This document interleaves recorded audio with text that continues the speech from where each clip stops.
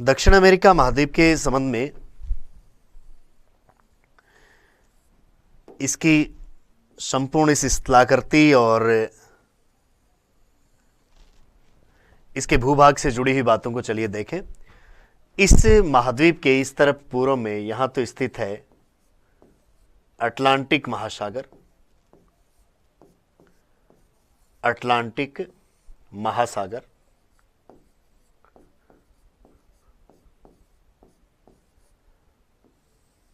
महाद्वीप के इस तरफ आप यदि पश्चिम में चलेंगे तो यहां पर जो महासागर है उसका नाम है प्रशांत महासागर। प्रशांत महासागर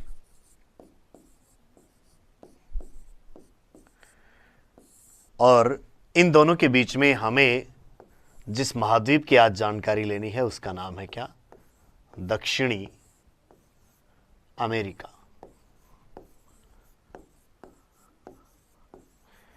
उत्तरी अमेरिका के दक्षिण में स्थित दक्षिण अमेरिका महाद्वीप पूर्व में अटलांटिक और पश्चिम में प्रशांत महासागर से घिरा हुआ है।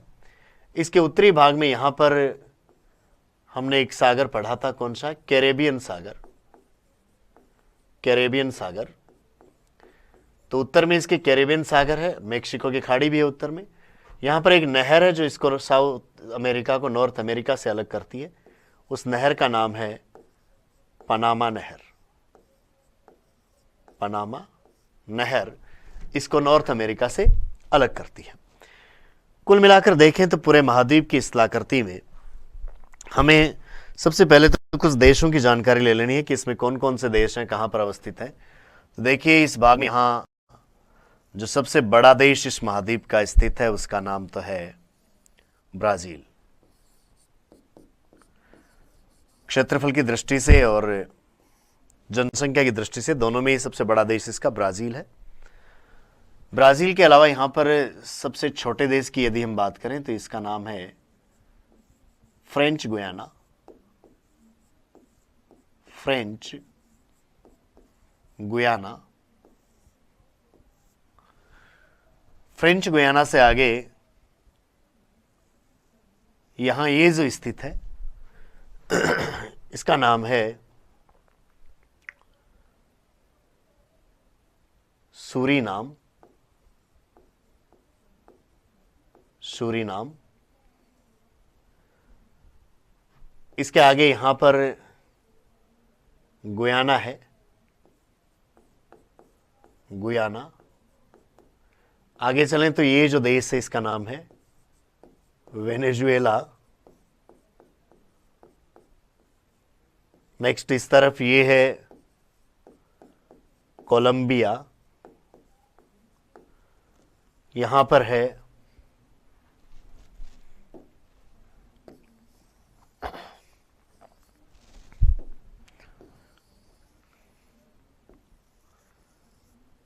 है इक्वेडोर।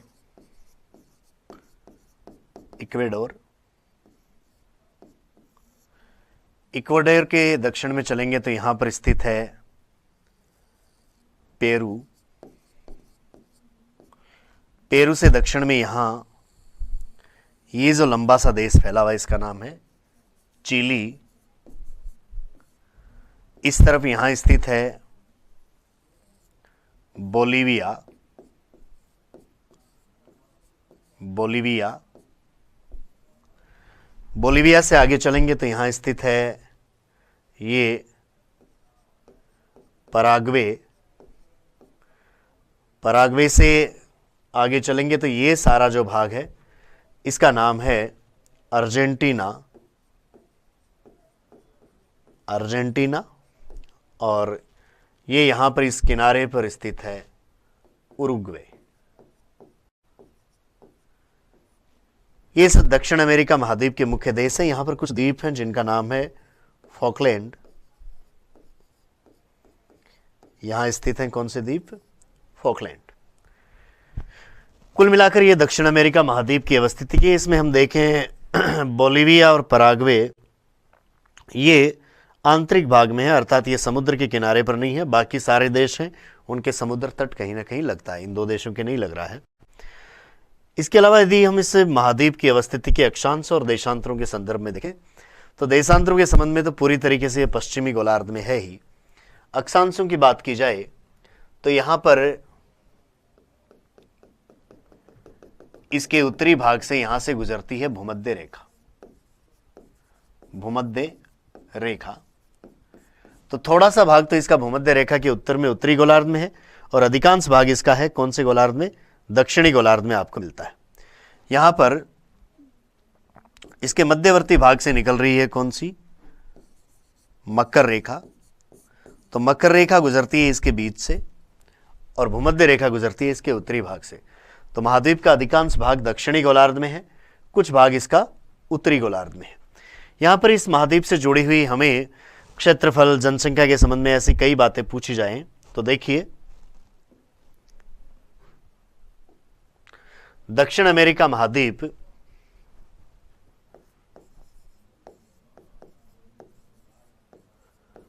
क्षेत्रफल की दृष्टि से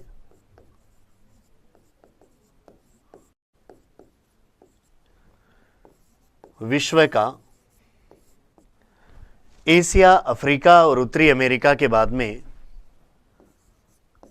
चौथा बड़ा देश है, चौथा बड़ा महाद्वीप है, सॉरी। और जनसंख्या की दृष्टि से यदि बात करें तो एशिया, अफ्रीका, यूरोप और उत्तरी अमेरिका के बाद में दक्षिण अमेरिका का नंबर है कौन सा? 5वां। तो जनसंख्या में 5वां, क्षेत्रफल में है चौथा। जनसंख्या और क्षेत्रफल में इस महाद्वीप का जो सबसे बड़ा देश है, उस सबसे बड़े देश का नाम है क्या? ब्राजील। तो ब्राजील यहां पर इस महाद्वीप का क्षेत्रफल और जनसंख्या में सबसे बड़ा देश है और ये इस महाद्वीप में ही अकेला बड़ा देश नहीं है। यदि हम इसकी पूरे विश्व में भी स्थिति देखें तो यह पूरे विश्व में क्षेत्रफल और जनसंख्या में 5वां स्थान रखता है। दोनों ही में ही हम देखेंगे तो इसका विश्व में जो स्थान है वो क्षेत्रफल में भी कौन सा आ रहा है? 5वां आ रहा है और जनसंख्या में भी इसका कौन सा स्थान आ रहा है? 5वां स्थान इसका देखने को मिलता है। यहां पर देखिए, इस दक्षिण अमेरिका महाद्वीप में हमें अधिकांश भाग इसका दक्षिणी गोलार्ध में ही मिल रहा है, भूमध्य रेखा के दक्षिण में मिल रहा है। ब्राजील यहां पर सबसे बड़ा देश हुआ क्षेत्रफल जनसंख्या में। सबसे छोटा फ्रेंच गुयाना है। गुयाना यदि ऑप्शन नहीं मिलता तो आपको सूरीनाम मिल सकता है। फॉकलैंड भी छोटा है, लेकिन ये दूसरे कुछ देशों के अधिकार क्षेत्र में है। और अब देखिए, इसके अलावा और कौन सी स्थलाकृति के इसके ऊपर प्रश्न बन सकते हैं। ये तो होगी एक जनरल जानकारी कि महाद्वीप है कहां पर। इसे हम पक्षियों का महाद्वीप भी कहते हैं, इस उपनाम से भी जाना जाता है। जनसंख्या, क्षेत्रफल की बातें हालांकि यहां पर आएगी। ब्राजील को यदि देखा जाए तो विश्व में इसका स्थान है कौन सा? 5th है, जनसंख्या में भी और क्षेत्रफल में भी।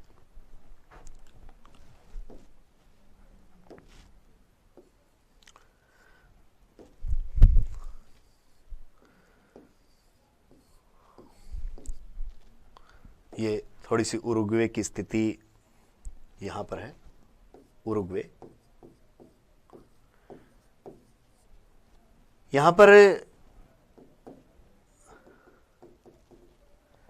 इस महाद्वीप की स्थलाकृतियों के संदर्भ में सबसे ऊंचे और सबसे नीचे बिंदुओं की ओर बात हमें करनी होती है। सबसे ऊंचा स्थान कौन सा है, सबसे नीचा स्थान कौन सा है, क्योंकि अधिकांश जो भी महाद्वीप है उनसे ये प्रश्न तो पूछा ही जाता है कि महाद्वीप का सर्वोच्च बिंदु कौन सा और निम्नतम बिंदु कौन सा है। तो चलिए देखते हैं सर्वोच्च बिंदु की स्थिति। सर्वोच्च बिंदु यहां पर अर्जेंटीना के इस भाग में यहां पर मिलता है आपको और इस सर्वोच्च बिंदु का नाम है, सर्वोच्च बिंदु कह दें चाहे सर्वोच्च चोटी कह दें, महाद्वीप की सर्वोच्च चोटी या सर्वोच्च बिंदु है माउंट एकांकागुआ। माउंट एकांकागुआ जिसकी हाइट है 6960 मीटर। यह मिलता है यहां पर अर्जेंटीना के इस पश्चिमी भाग में, चिली अर्जेंटीना की जहां सीमा मिलती है। और महाद्वीप का निम्नतम बिंदु यदि देखा जाए, प्रश्न अगला हो सकता है कि महाद्वीप का निम्नतम बिंदु,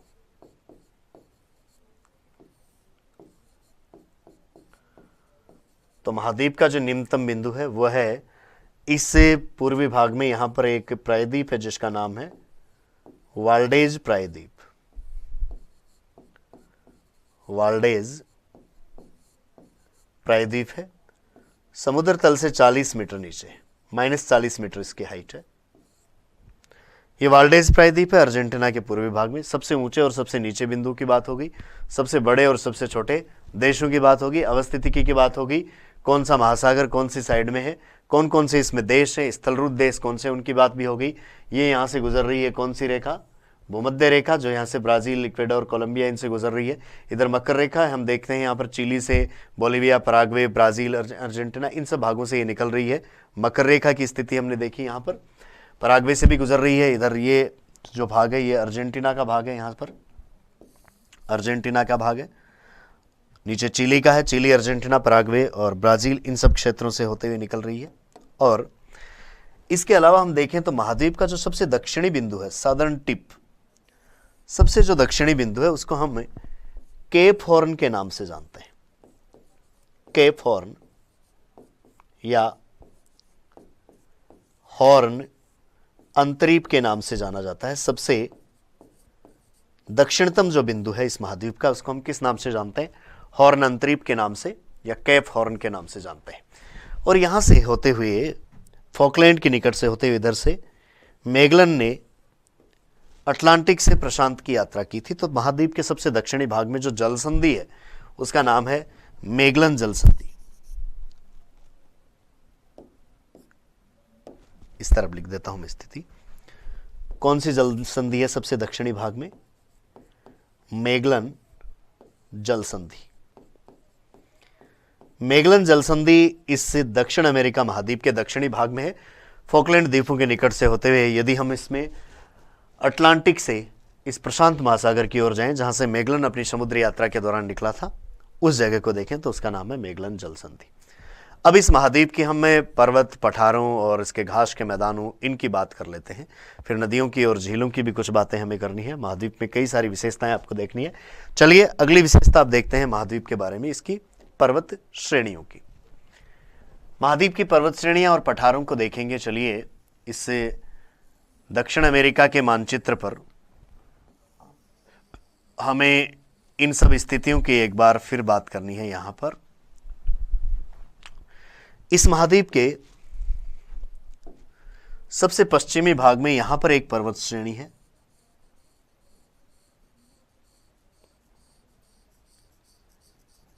यह सबसे पश्चिमी एक पर्वत श्रेणी है। इस श्रेणी का नाम है एंडीज, एंडीज पर्वत श्रेणी।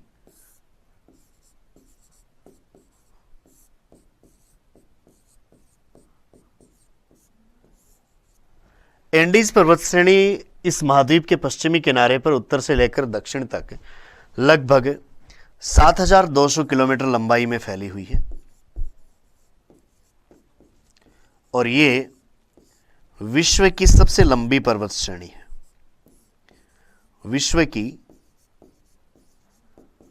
सबसे लंबी पर्वत श्रेणी है। विश्व की सबसे लंबी पर्वत श्रेणी के रूप में इसको जाना जाता है। एंडीज पर्वत श्रेणी को यदि हम देखेंगे तो इसकी ऊंचाई की दृष्टि से तो पहला नंबर आता है हिमालय का।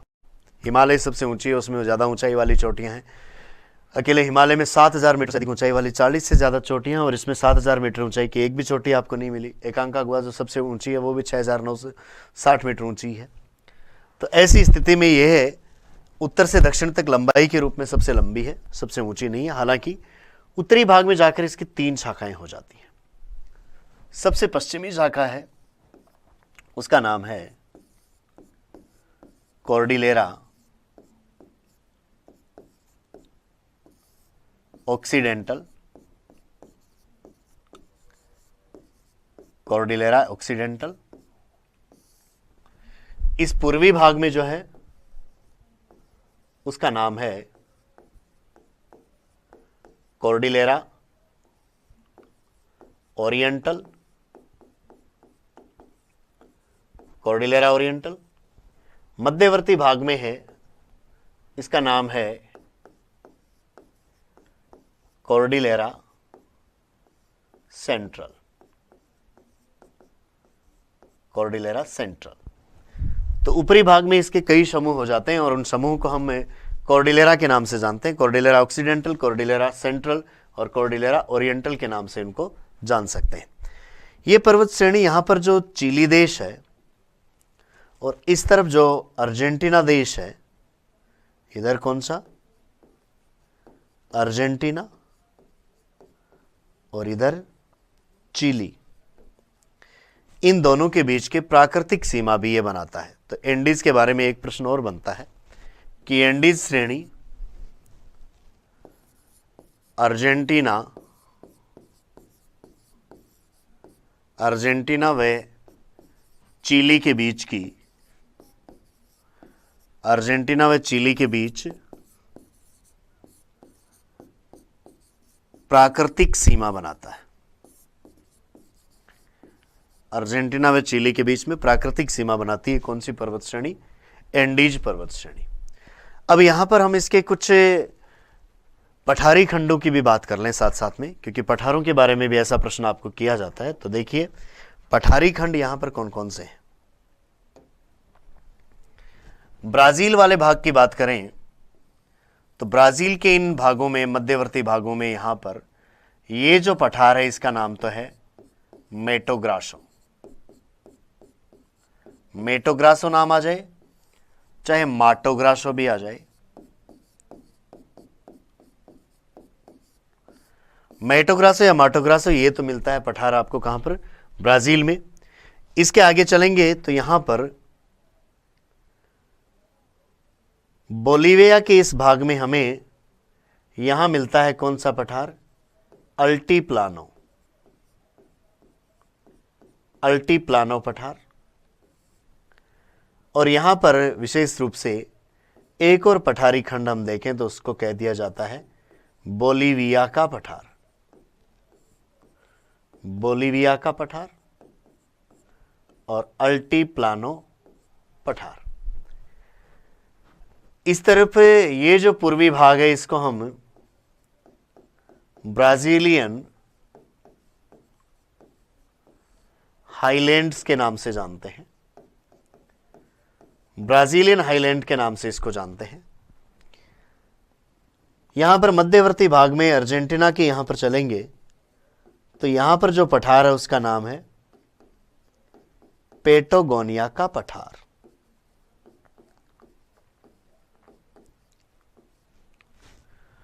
तो कुछ एक पठारी खंडों के नाम आपको पूछे जाएं कि कौन कौन से पठारी खंड आपको इस दक्षिण अमेरिका महाद्वीप में मिलते हैं। तो एक तो नाम ध्यान में रखना है किसका, माटो ग्रासो, जो कि है कहां पर, दक्षिणी पश्चिमी और मध्य ब्राजील में आपको मिलता है।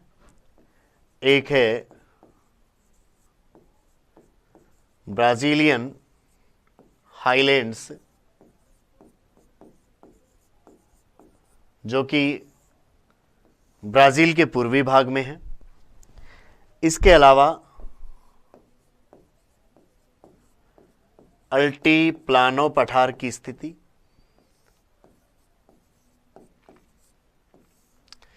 जो कि हमें बोलिविया के इस भाग में मिलता है। और एक और पठारी खंड जिसका नाम हमने देखा वो खुद है कौन सा, बोलिविया का पठार, बोलिविया का पठार। और अर्जेंटीना में हमें मिलता है कौन सा, पेटागोनिया का पठार। अर्जेंटीना में मिल रहा है कौन सा पठार, पेटागोनिया का पठार। तो एक तो हमने विशेष रूप से पर्वत श्रेणी की बात की और उसके साथ में कुछ बातें कर ली पठारों की। तो पर्वतों से और पठारों से जब क्वेश्चन आएंगे तो आपको ये क्वेश्चन पूछे जा सकते हैं।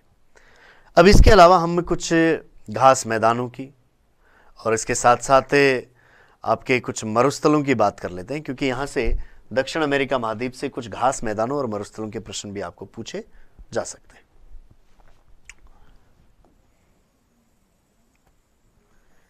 तो दक्षिण अमेरिका महाद्वीप की इस अवस्थितिकी में अब चलिए घास मैदानों और मरुस्थलों की स्थिति जानते हैं। घास मैदानों और वनों की भी बात कर लेते हैं चलिए साथ में। यहां पर अमेजन नदी के बेसिन में इसके आसपास के इस एरिया में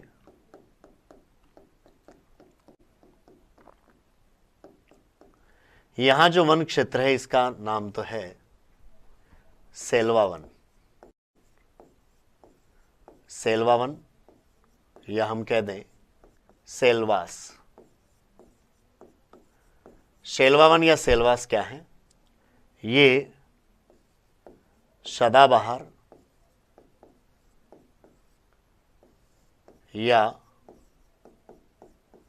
वर्षा वन है, या हम कह दें ये इस एरिया के ट्रॉपिकल रेन फॉरेस्ट है। ट्रॉपिकल रेन फॉरेस्ट है। अमेज़न बेसिन में सदाबहार वनों का हम देखें या सेल्वा वनों को, सेल्वास वनों को देखें तो यहां पर विश्व का सबसे बड़ा क्षेत्रफल है सदाबहार वनों का। विश्व में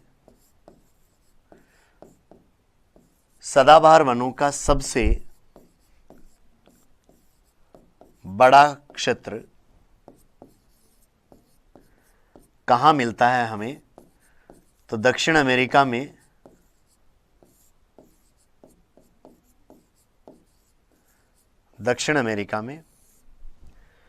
ब्राजील के अमेज़न बेसिन में आपको मिलता है। विश्व में सदाबहार वनों का सबसे बड़ा क्षेत्र दक्षिण अमेरिका में ब्राजील के अमेज़न बेसिन में देखने को मिलता है। इसके बाद में दूसरा बड़ा जो क्षेत्र है वो हमने अफ्रीका में डिस्कस किया था कि अफ्रीका में कांगो नदी के बेसिन में आपको विश्व में वर्षा वनों का दूसरा सबसे बड़ा एरिया देखने को मिलता है। सेल्वा वन या सेल्वास वन या सदाबहार वन है, इनको हम पृथ्वी का फेफड़ा भी कहते हैं। पृथ्वी का फेफड़ा भी इनको कहते हैं। ये धरती के लिए एक तरीके से कार्बन सिंक का काम करते हैं। पृथ्वी का फेफड़ा इसलिए कहते हैं क्योंकि ये बड़ी मात्रा में सदाबहार वन है। ये हमारी जो कार्बन डाइऑक्साइड है उसका कंजप्शन करते हुए ऑक्सीजन का उत्पादन करेंगे, तो ये एक तरीके से पृथ्वी का फेफड़ा है। और कार्बन है उसका ये एक तरीके का सिंक है, क्योंकि अधिकांश जो कार्बन डाइऑक्साइड या कार्बन है उसको ये काम में ले लेते हैं। तो ये ऐसे सदाबहार वनों का क्षेत्रफल यदि धरती के बहुत सारे भाग पर हो जाए तो कार्बन की जो समस्या है वो हमारी कुछ सॉल्व होगी। कार्बन सिंक है। इसी तरीके से अब वनों का हमें दूसरा कोई क्षेत्र देखना हो तो देखिए यहां पर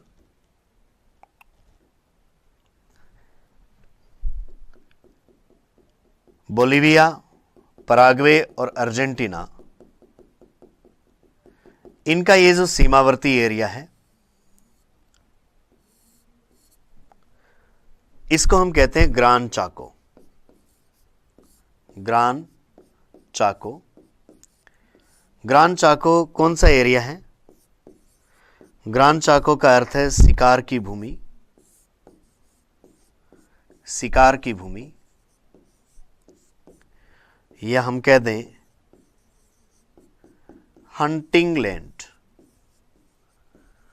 ग्रान चाको या शिकार की भूमि, हंटिंग लैंड कहां पर है?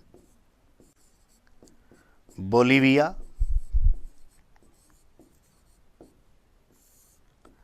पराग्वे और अर्जेंटीना में फैला हुआ है। ये एक तरीके से शुष्क और अर्ध शुष्क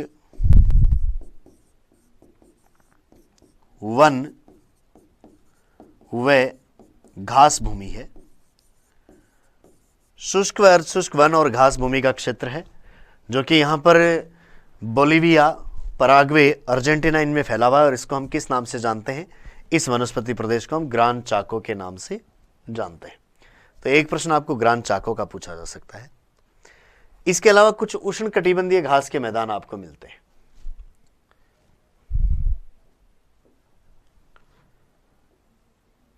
उष्ण घास के मैदान जो आपको ब्राजील में मिलते हैं उनको हम कहते हैं कंपास। और उष्णकटिबंधीय घास के मैदान जो आपको यहां पर वेनेजुएला में मिलते हैं उनको हम कहते हैं लानोस।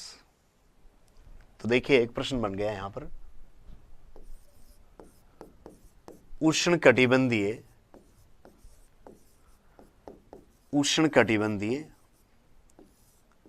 घास के मैदान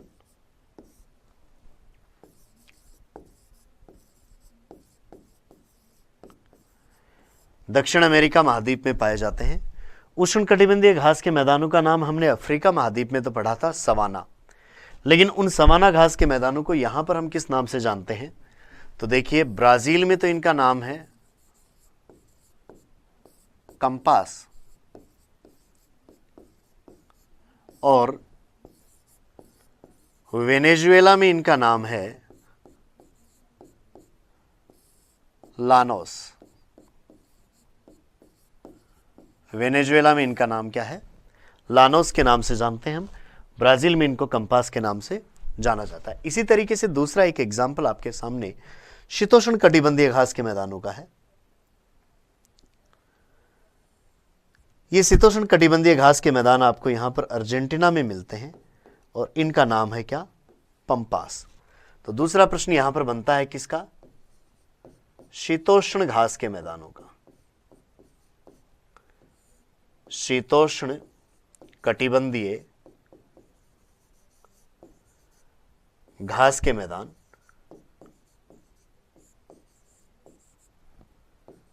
शीतोष्ण कटिबंधीय घास के जो मैदान हैं उनको हम दक्षिण अमेरिका में किस नाम से जानते हैं? पंपास नाम से। और हैं कौन से देश में? अर्जेंटीना में। कौन से देश में है? अर्जेंटीना में। चलिए, उष्ण कटिबंधीय घास के मैदानों को ब्राजील में कंपास और वेनेजुएला में लानोस कहते हैं। शीतोष्ण घास के मैदान अर्जेंटीना में पाए जाते हैं और वहां पर हम इनको पंपास के नाम से जानते हैं। शीतोष्ण कटिबंधीय घास के मैदान को यूरेशिया में हमने स्टेपी कहा, उत्तरी अमेरिका में प्रेरी, दक्षिण अमेरिका में पंपास, अफ्रीका में इनका नाम आया था वेल्ड, और ऑस्ट्रेलिया में हम पढ़ेंगे इनका नाम डाउन्स। तो सभी जगहों पर जो उष्ण घास के शीतोष्ण घास के मैदान है इनको आपको पढ़ना है। इसके अलावा देखिए, हमें ब्राजील के इस पूर्वी भाग में यहां कुछ कंटीली झाड़ीनुमा क्षेत्र मिलता है। ये जो वनस्पति प्रदेश है इसको हम कहते हैं कटिंगा। यहां पर कटिंगा भागों में हमें कुछ शुष्क झाड़ीनुमा वनस्पति मिलती है। कौन सी वनस्पति है? झाड़ीनुमा वनस्पति हमें मिलती है। कहां पर? यह हिस्सा है किसका? ब्राजील में। इसके अलावा ब्राजील से एक और प्रश्न बन सकता है, वो कृषि के लिए बनता है थोड़ा सा, और यहां पर ब्राजील में कॉफी के जो बागान हैं उनको हम कहते हैं फेजेंडा। फेजेंडा क्या है? ब्राजील में कॉफी के बागानों को हम यहां पर किस नाम से जानते हैं? फेजेंडा के नाम से जानते हैं।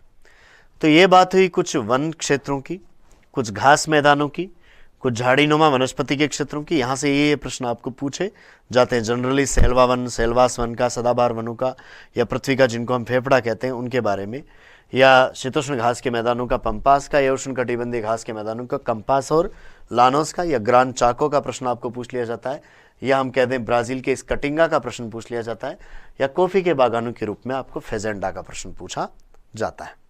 अब इस दक्षिण अमेरिका महाद्वीप में हम इसकी हाइड्रोलॉजी यानी इसके जल संसाधनों पर चलते हैं। जल संसाधनों पर चलते हुए हमें इसकी कुछ नदियों और झीलों के बारे में बात करनी है। कौन कौन सी नदियां हैं, कौन कौन सी झीलें हैं, कौन से भागों में हैं, उनकी बात करनी है। चलिए, दक्षिण अमेरिका महाद्वीप में नदियों की यदि बात करें तो यहां पर पश्चिम में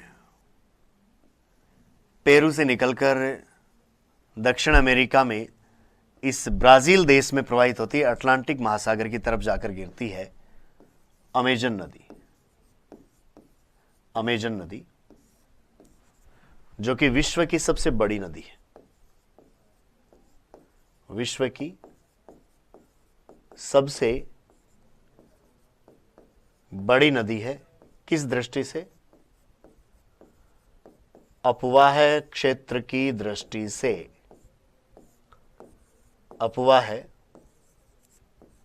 क्षेत्र की दृष्टि से यह है विश्व की सबसे बड़ी नदी है अमेजन। लंबाई की दृष्टि से विश्व की सबसे लंबी नदी है नील, लॉन्गेस्ट नील है। नील के बाद में लंबाई में दूसरे नंबर पर नाम आता है किसका? अमेजन का। लेकिन अफवाह की दृष्टि से विश्व की सबसे बड़ी है कौन सी? अमेजन। अमेजन की एक सहायक नदी है जिसका नाम है मैदीरा। मैदीरा ये अमेजन की मुख्य सहायक नदियों में से इसका नाम आता है। इसके अलावा यहां वेनेजुएला में बहती है ओरिनोको।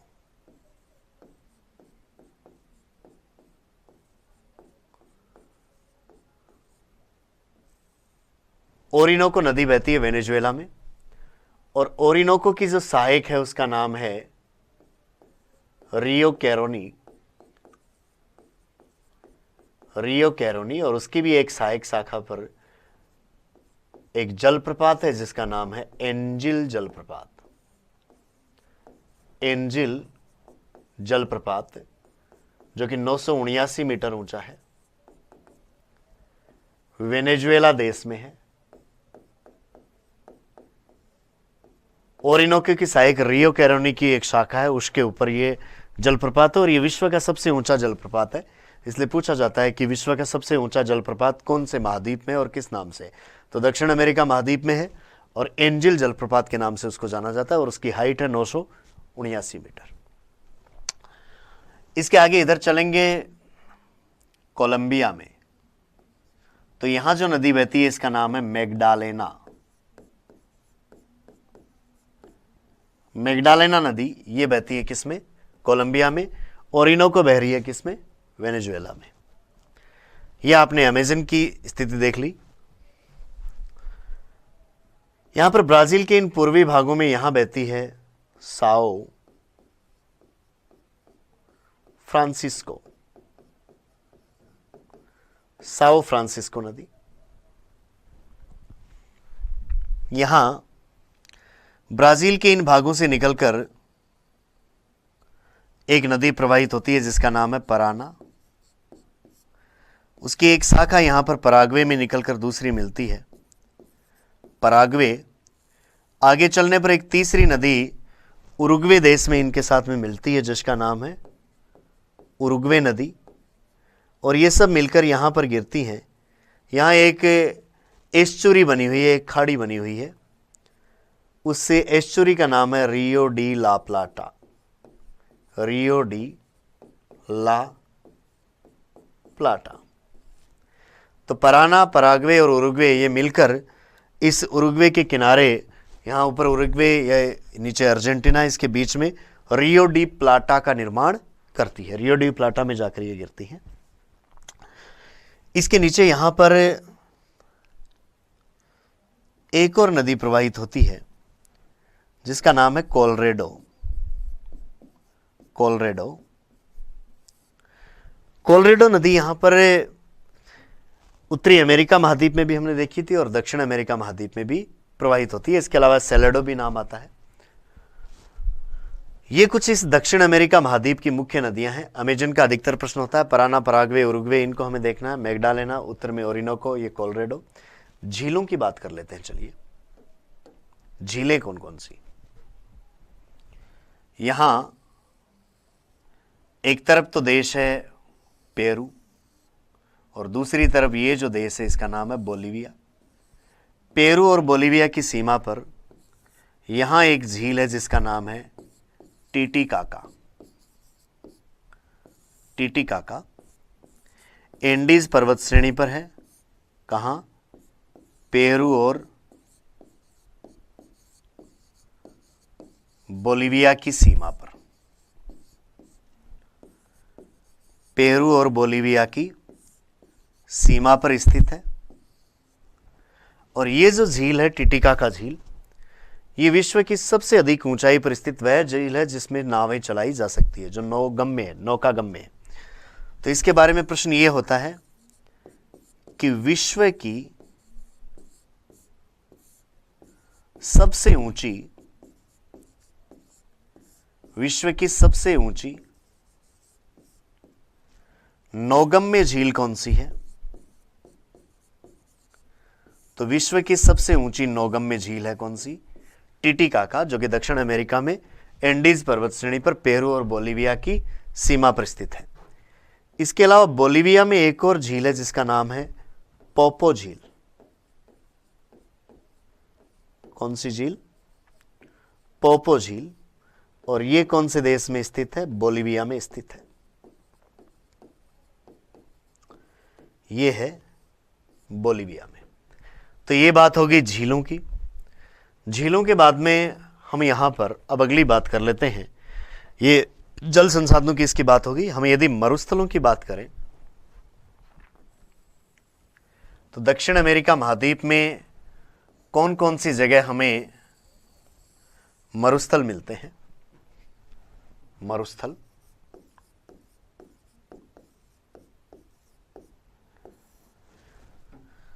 तो देखिए, दक्षिण अमेरिका के पश्चिमी किनारे पर यहां जो ये चिली स्थित है, यहां से निकल रही है कौन सी रेखा? मकर रेखा। मकर रेखा के आसपास के भाग हैं, उसमें आपको मरुस्थल देखने को मिलते हैं। और चिली के इस पश्चिमी किनारे पर यहां जो मरुस्थल है उसका नाम है अटाकामा मरुस्थल। अटाकामा मरुस्थल, जो कि विश्व का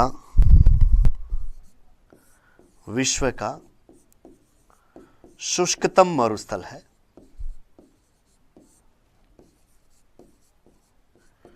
विश्व का शुष्कतम मरुस्थल है, या हम कह सकते हैं ड्राइएस्ट डेजर्ट कौन सा है? अटाकामा है, जो कि चिली के इस उत्तरी भाग में, मध्य दक्षिणी भाग में नहीं, मध्य से लेकर उत्तरी भाग में यहीं पर मिलता है। मध्य के निकट से लेकर उत्तरी चिली में आपको अटाकामा या मरुस्थल मिलता है। दूसरा मरुस्थल देखेंगे तो वो इससे अर्जेंटीना में स्थित है और इसका नाम है पेटागोनिया मरुस्थल। पेटागोनिया मरुस्थल जो अर्जेंटीना में है। अर्जेंटीना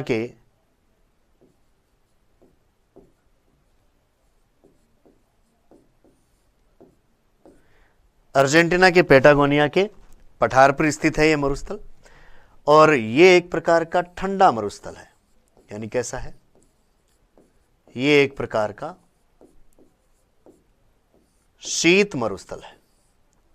शीत मरुस्थल का प्रकार मिलता है। तो देखिए, इधर अटाकामा मरुस्थल हुआ, इधर कौन सा हुआ? पेटागोनिया का मरुस्थल हुआ। इसके अलावा यदि हम इस महाद्वीप में बात करें तो ये जो अटाकामा का मरुस्थलीय भाग है, इस एरिया में यहां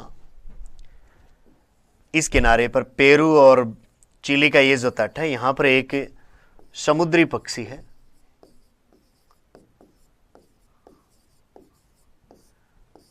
चमगादड़ टाइप हम कह सकते हैं, सी बर्ड है एक, जिसका नाम है ग्वानो।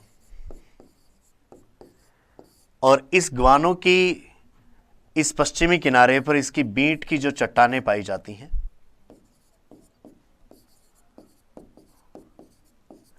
उसमें नाइट्रेट के आपको बड़े निक्षेप मिलते हैं। नाइट्रेट के निक्षेप आपको मिलते हैं। तो यहां से प्रश्न यह होता है कि दक्षिण अमेरिका के पश्चिमी तट पर, जहां पर पेरू और चिली हैं, वहां पर एक समुद्री पक्षी जिसका नाम है क्या? ग्वानो, उसकी बीट की चट्टानें पाई जाती हैं। और ग्वानो की बीट की चट्टानों में किसके निक्षेप आपको मिलते हैं? नाइट्रेट उर्वरक के निक्षेप मिलते हैं। उर्वरक के रूप में किसके? नाइट्रेट के निक्षेप आपको देखने को मिलते हैं। यहां पर खनिज संसाधनों की यदि और भी बात कर ली जाए तो चिली जो है ये तांबा उत्पादन के लिए भी बहुत ज्यादा फेमस है। चिली तांबा उत्पादन के लिए बहुत ज्यादा फेमस है। और चिली में तांबा उत्पादन के लिए एक बड़ी जो खान है उसका नाम है चिक्विकामाटा। चिक्विकामाटा खान चिली में तांबा उत्पादन की बहुत बड़ी जगह है। चिली विश्व में तांबे का सबसे बड़ा उत्पादक के रूप में जाना जाता है। यहां पर इसके अलावा बात करें तो ब्राजील है, ये पूरे विश्व में कॉफी या कहवा उत्पादन में प्रथम है, पहला स्थान ये रखता है। इसके अलावा दक्षिण अमेरिका महाद्वीप के बारे में और जो तथ्य डिस्कस किए जाएं उनमें एक भी आता है कि पक्षियों का महाद्वीप कौन सा है। तो पक्षियों का महाद्वीप भी है कौन सा? दक्षिण अमेरिका महाद्वीप है। दक्षिण अमेरिका महाद्वीप है। देशों की संख्या ज्यादा नहीं है। स्थलरूप देश आपको 2 जरूर मिलते हैं इसमें। स्थलरूप या हम कह दें लैंडलॉक्ड कंट्रीज में कौन कौन से हैं? तो इसमें हमें बोलीविया मिलता है और पराग्वे मिलता है। इनकी समुद्री सीमा नहीं लगती, बाकी सबके समुद्री सीमा लगती है। ब्राजील सबसे बड़ा है, अर्जेंटीना उसके बाद में दूसरे नंबर का यहाँ पर ये देश है। और पूरे महाद्वीप की भूआकृति की देखें तो पर्वतों की संख्या बहुत ज़्यादा नहीं है। पश्चिमी भाग में एक पर्वत आपको मिला था। नदियों में भी आपको बहुत सारे नाम यहाँ पर पढ़ने की ज़रूरत नहीं होती है। अधिकतर इस महाद्वीप से जो चीज़ों का हम निर्यात करते हैं, तो देखिए इस एरिया में भूमध्य रेखीय जो भाग है, यहाँ पर ब्राज़ील के अमेजन बेसिन में जो वर्षावन है उन क्षेत्रों में रबड़, लकड़ी, इनका उत्पादन काफ़ी ज़्यादा होता है। और साथ में कॉफ़ी या कहवा का उत्पादन होता है, जो कि अमेजन नदी से इसका परिवहन भी आगे की ओर किया जाता है। परिवहन के लिए पराना, पराग्वे और उरुग्वे, इन नदियों से मिला हुआ जो संयुक्त भाग है वो भी यहाँ पर परिवहन के लिए काफ़ी कुछ जाना जाता है। सबसे दक्षिणी बिंदु को केप हॉर्न या हॉर्न अंतरीप के नाम से जानते हैं। ये प्रश्न भी कई बार हुआ है। ज़्यादातर यहाँ पर ऐसे पूछ लिया जाता है कि सबसे ऊंची चोटी इसकी कौन सी है, सबसे नीचा स्थान कौन सा है, बड़ा देश कौन सा है, छोटा देश कौन सा है। ये बातें लगभग आपको परीक्षा में पूछ ली जाती हैं। दक्षिण में या पश्चिम में, पूर्व में कौन से सागर महासागर हैं, उत्तरी अमेरिका से किसके माध्यम से अलग होता है, उत्तरी और दक्षिण अमेरिका जहाँ पर मिलते हैं उस देश का नाम वैसे पनामा है, तो कौन से देश में मिलते हैं ऐसा भी पूछा जाए तो कौन से में नाम देना आपको? पनामा में मिलते हैं, ये बात आपको बतानी है। कुल मिलाकर दक्षिण अमेरिका की इतनी सी जानकारी हैं जो आपको परीक्षा में पूछी जाती है। इन्हीं पर आपको फोकस करना है, इन्हीं को आपको पढ़ना है। बार बार हम देखें जब भी महाद्वीपों का टॉपिक परीक्षा के सिलेबस में होता है तो इसी तरीके की बातें आपको लगभग पूछी जाती हैं। तो चलिए अगले महाद्वीप की चर्चा लेकर फिर से हम मिलेंगे क्लास में, और तब तक के लिए नमस्कार।